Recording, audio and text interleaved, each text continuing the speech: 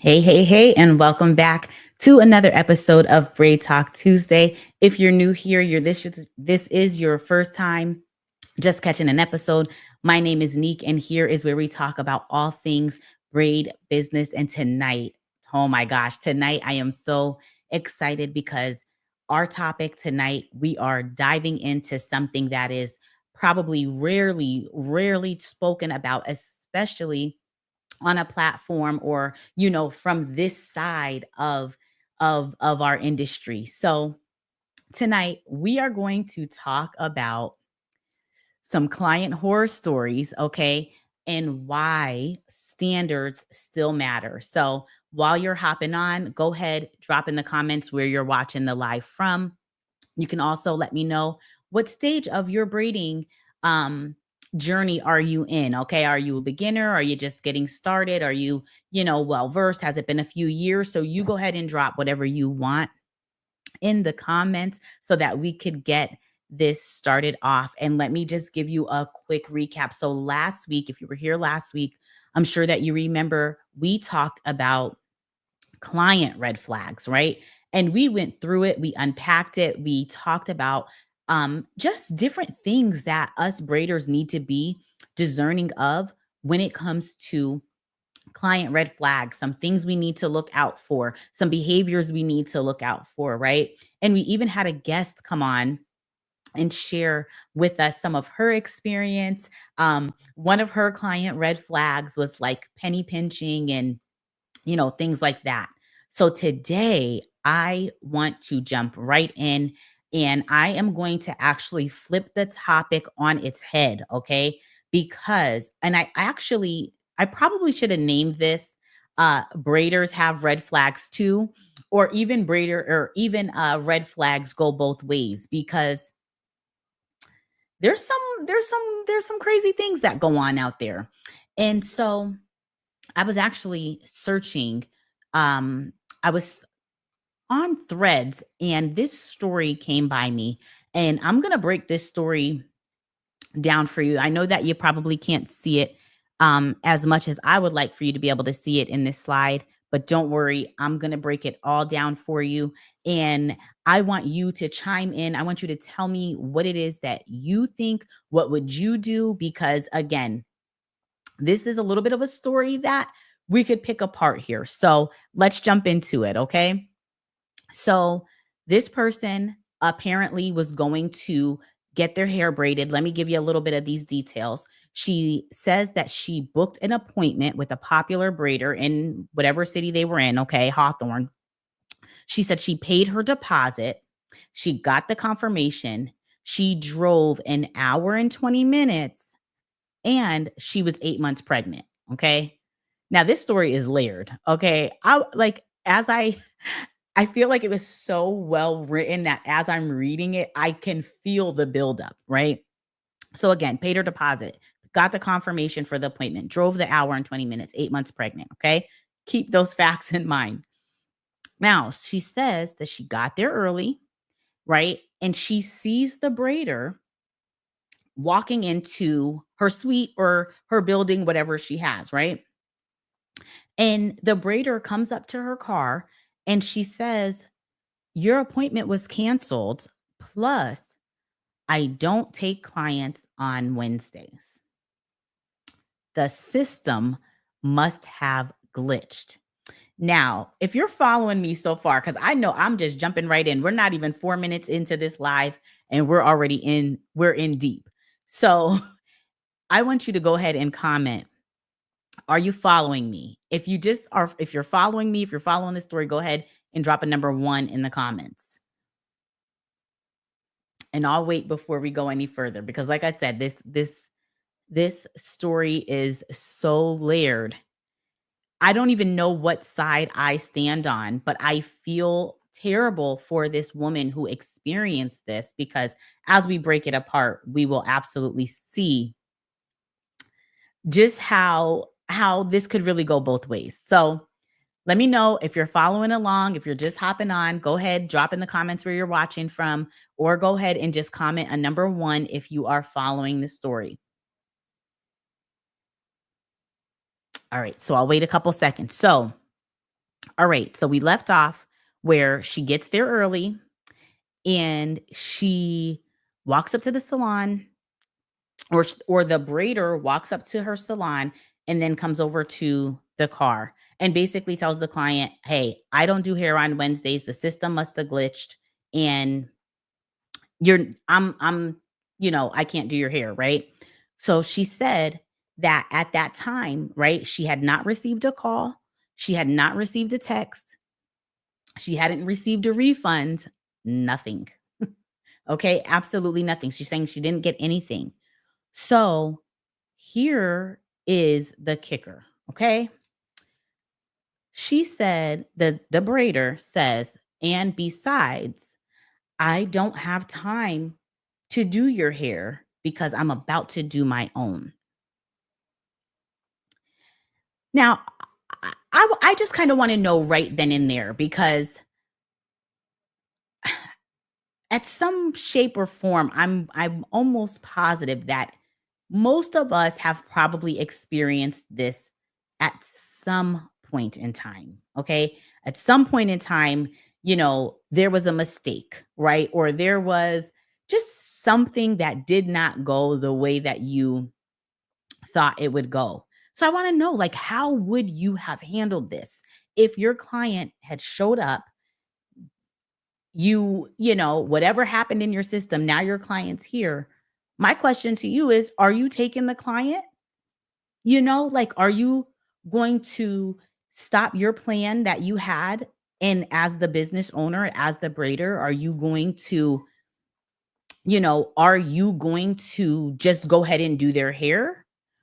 Or, or are you going to do what this braider did and say, "I can't do it because I'm doing my own hair today," right?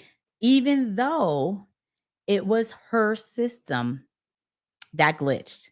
So if you're just jumping on, okay, we're having a little story time right now because this situation is so layered. So, all right, now this poor lady who's sitting in this car is basically, obviously, she is livid. Okay. She's livid. She's upset. She drove an hour and a half. She's 8 months pregnant, right?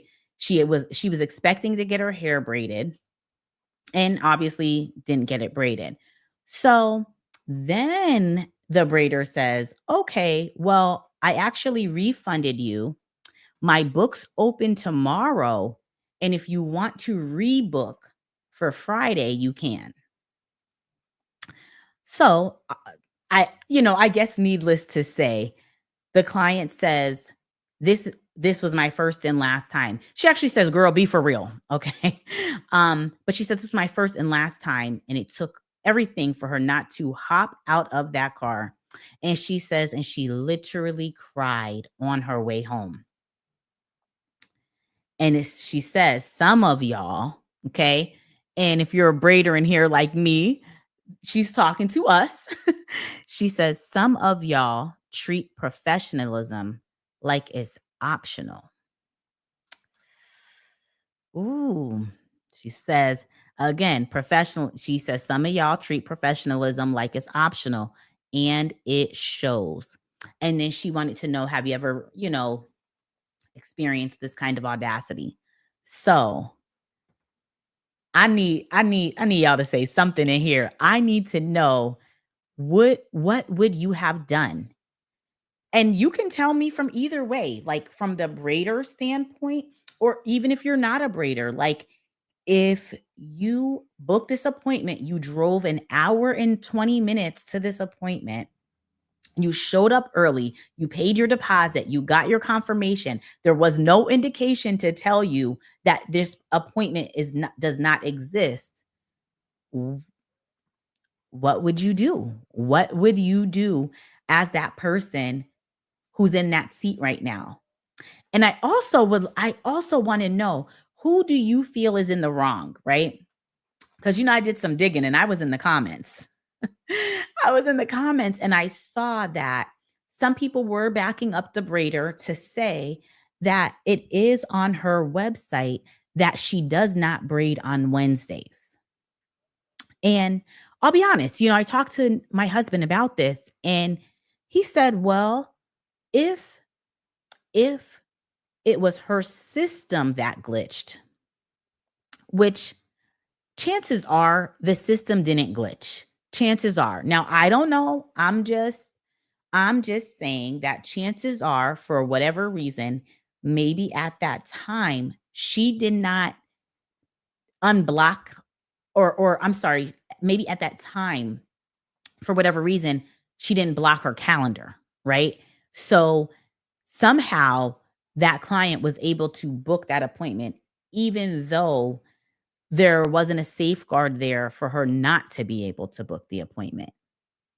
So, yeah, I mean, I think it definitely happens to the best of us, So, let me just preface, and I should have said this in the beginning, this conversation is not to throw any shade or, to downgrade anybody, but I just want to make it known that there are some times where things happen and it is our fault. And it is okay. It is okay. I think I might have shared this on Braid Talk Tuesday before, but I remember a time where, I was early in my braiding journey and I was at Walmart and I didn't have a booking site and my client was like, "Hey, I'm outside your house." And I was like, "Girl, for what?" Like, what do you mean, And here come to find out, I just tracked it wrong and I couldn't leave Walmart and I try to do everything in my power to rectify the situation because even without a site, I was still the professional in this instance. And so I had to take the measures to, okay, well, and I think I either did it for free or did it for 50% off. We rescheduled the next day and, got it done.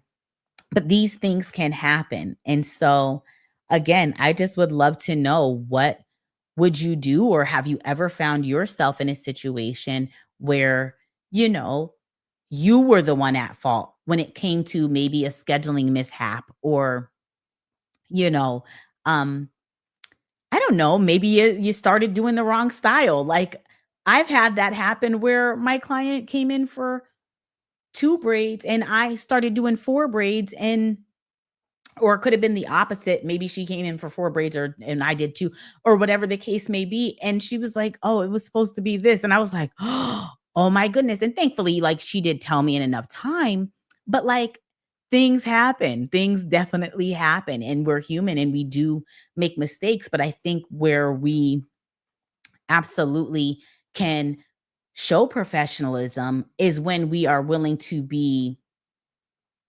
accountable. You know what I mean? Let's see. Hey, come on in, talk to me, talk to me. Y'all got me in here by myself today. What's going on? Let's see. Yeah. Well, and that's where Zane, if that's what if you're saying what I think you're saying, I don't know, you're saying hello house like that's where I was taking my clients or and if that's the case, yeah, at that time I was just starting out. So, yeah, the early days, right? The early days. Hey, Ro. So yeah, so I mean, and if you're just kind of like coming in, I'll just do like a very like quick recap of this story. But like the bottom line is like the poor lady then drove to this appointment an hour and 20 minutes. I keep saying this part, an hour and 20 minutes, 8 months pregnant, because that's a to do. Yeah, okay, perfect, perfect. So I'm gonna get you caught up. It's okay. So Zane said, I'm just coming in. So yeah, no problem. Um, So, you know, I keep saying this hour and 20 minutes because listen, I ain't trying to drive an hour and 20 minutes nowhere if I don't have to. And, I have traveled very far, few and in between, because I typically do my own hair, but I have traveled to get my hair done. And, if I would have traveled that 2 hours, like, baby, I traveled 2 hours and I understand that maybe it was on your site or whatever, but it's like, oh my gosh, I traveled 2 hours. Okay, let me give you another example, right? Because again, there's just so many different ways these things work. I had a client who traveled in from New York, right? And it's on my site that I offer a blowout service, but she was looking for a wash, right? And normally, if that is to happen, I don't include that in my services. Now, when I have other girls or have staff that can do it, then fine, I offer those services. But when I'm dolo, I don't offer that. I don't offer those additional things because it's very taxing for me as a braider. I want to get in, I want to braid your hair, I want it to be prepped, I want it to be ready, I want to get in, I want to get it done. But the lady drove 2 hours and some change to come and get her hair braided. So for me, it was like, okay, let me make an exception. So I did make the exception for her. But man, I don't know. If I was this lady and I was actually able to book the appointment and it was just a mistake of your system, yeah, she got refunded, but at the end of the day, it's like, couldn't you have just done her hair? Like she's 8 months pregnant. I don't know. That's just me. But okay, let me hear what y'all have to say. What would y'all do? Because I could keep rambling on and on about what I would do. So all the scenarios you gave, I have experience. Okay, okay. If I'm available, I will ask for a few minutes to get myself together and braid her hair. Yeah, that's a good that would have been a good alternative too. Absolutely. Um, Granted, and Lord forgive me, I may feel some kind of way at first, but I will pray my way to having the right attitude to give the best results. See, now, Ro, my husband has this button on this machine. If I knew which button it was, I would hit the button and it makes like this sound because you're like hitting it right on the head, like, because it's that part. Because sometimes we can get frustrated, right? And the fact that sometimes there are those times where we are going to have to like pull ourselves in. This just happened to me last week. But you have to be able to learn how to like pull yourself in, and you hit it right on the head. I would pray my way to having the right attitude in order to give the best results, because how many know a lot of us, when we're frustrated, aggravated, irritated, fed up, all of the things, sometimes it's not easy to give our best work in um in those moments, right? So yeah, you hit it on the head. Hey Jacqueline, thank you for the hearts, Jacqueline. So yeah, so we just are just discussing what would we have done, you know, in this scenario. And I wanted to bring this brief topic to us tonight because I think it is really important for us to understand that red flags, they just go on both sides. And I keep saying, like, I should have titled tonight that that red flags go on both sides, or braiders have red flags too. And this was just one instance, but there's so many instances out there where we could be the one at fault. And I just hope and pray that, you know, we learn how to even embrace our mistakes, because a lot of times, we complain about clients, or we put our clients in a negative light, or just all the things, like we see so much, especially online, right? We see so much client bashing, and braiders just being completely just tired and fed up. But there is another side of it. We are in a service-based business. Our business absolutely depends on our clients, right? And so there has to be those times that if we're going to grow as braiders, right?